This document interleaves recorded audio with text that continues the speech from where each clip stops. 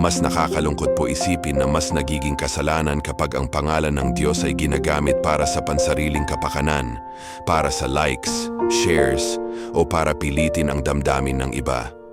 Ang pananampalataya ay hindi dapat dinadaan sa guilt, reverse psychology, o paulit-ulit na mensaheng parang pananakot sa konsensya. Ang Diyos ay hindi kasangkapan ng mind control.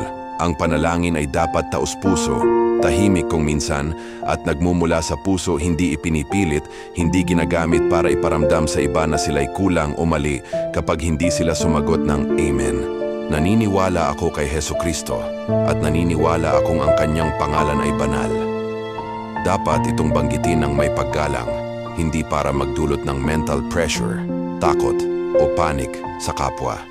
Ang ganitong uri ng mensahe ay maaaring magmukhang banal sa ibabaw, pero sa ilalim ay nagiging mental attack at brainwashing na may masamang epekto sa tao.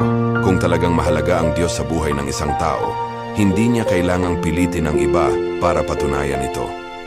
Ang tunay na pananampalataya ay makikita sa gawa, hindi sa paulit-ulit na paawa o mapanulsol na salita.